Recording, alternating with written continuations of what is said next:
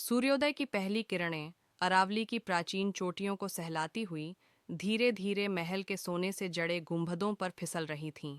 5 साल बीत चुके थे उस दिन को जब अर्जुन और अनन्या ने एक दूसरे का हाथ थामा था, उस भयानक युद्ध के बाद जिसने उन्हें एक दूसरे के करीब ला दिया था। अब यह महल केवल इतिहास का प्रतीक नहीं था, बल्कि एक नए युग का गवाह था, जिसे अर्जुन और अनन्या ने अपने हाथों से गढ़ा था। महल के सबसे ऊपरी हिस्से में एक विशाल हवादार शयन कक्ष में, जहां सुबह की ठंडी हवा रेशमी पर्दों को धीरे धीरे लहरा रही थी, अर्जुन की आंखें खुलीं। उसकी बाहों में अनन्या थी, गहरी नींद में डूबी हुई, उसके होंठों पर एक हल्की सी मुस्कान। उसकी उंगलियां अनायास ही अनन्या के कंधों पर रेंग गईं, उसकी त्वचा की गर्माहट महसूस करते हुए। वह अपनी उंगलियों को उसकी गर्दन से होते हुए उसके गालों तक ले गया, उसकी सांसों की धीमी लय को महसूस करते हुए। अनन्या एक गहरी सांस लेती है, उसकी आंखें धीरे से खुलती हैं, उसकी पलकें फड़फड़ाती हैं, फिर उसकी नीली आंखें अर्जुन की आंखों से मिलती हैं। सुबह हो गई? अनन्या की आवाज में नींद की खुमारी थी। वह अपनी उंगलियों से अर्जुन की दाढ़ी को सहलाती है। अर्जुन मुस्कुराया, उसकी आंखें अनन्या के चेहरे पर टिकी थीं। तुम्हें पता है, यह महल कभी इतना शांत नहीं था। विक्रम के समय में हर सुबह एक नया षड्यंत्र, एक नई चुनौती लेकर आती थी। अनन्या ने करवट बदली, अपना सिर अर्जुन की छाती पर रख दिया। और अब, और अब, अर्जुन ने उसके बालों को सहलाते हुए कहा, अब हर सुबह एक नई शुरुआत है, एक मौका है कुछ बेहतर करने का। उसकी उंगलियां अनन्या की पीठ पर हल्के से फिदा हो गईं, उसकी रीढ़ की हड्डी के घुमावों को महसूस करती हुई। अनन्या की त्वचा गर्म और रेशमी थी, उसकी सांसें अर्जुन की छाती पर गर्म हवा छोड़ रही थीं। अनन्या ने सिर उठाया, उसकी आंखें चमक रही थीं। तुमने सब कुछ बदल दिया अर्जुन, यह महल, यह व्यापार, इन लोगों का जीवन। हमने? अर्जुन ने उसे टोकते हुए कहा। उसकी उंगलियां अनन्या के गालों पर ठहर गईं। तुमने मुझे रास्ता दिखाया अनन्या, तुमने मुझे सिखाया कि असली विरासत सिर्फ धन या सत्ता नहीं होती, बल्कि लोगों का विश्वास और उनके लिए कुछ करने की इच्छा होती है। उसने अनन्या के गालों पर एक चुंबन अंकित किया, फिर उसके होंठों की ओर झुका। अनन्या के होंठ मुलायम और गर्म थे, उनकी सांसें आपस में घुल मिल गईं।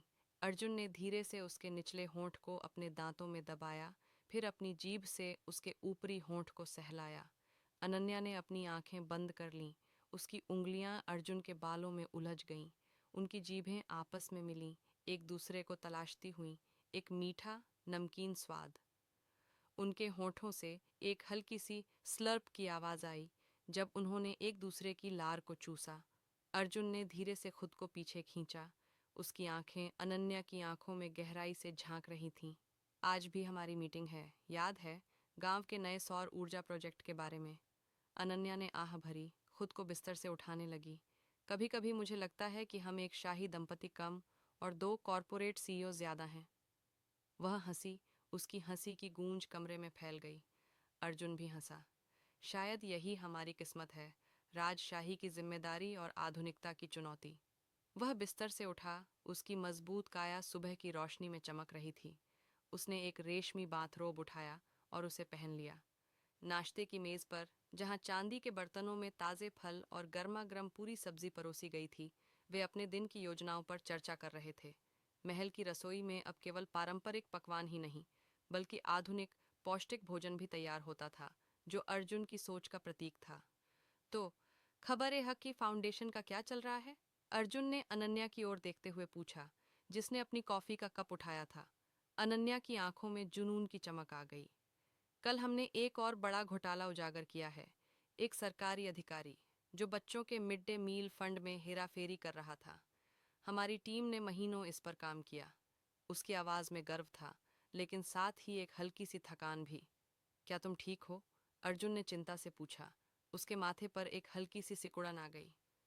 तुम बहुत काम करती हो अनन्या, कभी कभी मुझे डर लगता है कि तुम खुद को थका दोगी। अनन्या ने मुस्कुराया, अर्जुन का हाथ अपने हाथ में ले लिया। जब तक अन्याय है अर्जुन, तब तक मुझे रुकने का कोई अधिकार नहीं, और यह सब तुम्हारी वजह से है। मेरी वजह से? अर्जुन ने भौहें चढ़ाईं। हाँ, अनन्या ने उसके हाथ को हल्के से दबाया। तुम्हें याद है जब मैं घायल हुई थी और तुमने मुझे महल में रखा था? तभी मुझे विक्रम के धोखे के दस्तावेज मिले थे। तभी मुझे एहसास हुआ कि पत्रकारिता सिर्फ खबरें छापना नहीं, बल्कि सच को बाहर लाना है, चाहे वह कितना भी भयानक क्यों ना हो। उसकी आंखों में एक पुरानी चमक थी, उस समय की याद दिलाती हुई जब उनके रिश्ते की नींव पड़ी थी। अर्जुन ने अनन्या के हाथ को अपने होठों तक उठाया और उस पर एक हल्का चुंबन दिया। तुमने हमेशा सच की तलाश की है, मैं तो बस एक जरिया बन गया। बाद में, जब अर्जुन अपने कॉरपोरेट कार्यालय में था, जो महल के एक आधुनिक विंग में स्थित था, वह अपने बोर्ड ऑफ डायरेक्टर्स के साथ बैठा था। कमरा कांच और स्टील से बना था, जो पुराने महल की पत्थर की दीवारों से एक अजीब विरोधाभास पैदा करता था। तो, महामहिम, एक पुराने अनुभवी निदेशक श्री गुप्ता ने कहा, सौर ऊर्जा प्रोजेक्ट के लिए हमने गांव के युवाओं को प्रशिक्षण दिया है। वे अब खुद अपने घरों में पैनल लगा सकते हैं और उनका रखरखाव कर सकते हैं। यह एक आत्मनिर्भर मॉडल है। अर्जुन ने सिर हिलाया। उसकी आंखें कंप्यूटर स्क्रीन पर डेटा को स्कैन कर रही थीं। ऊ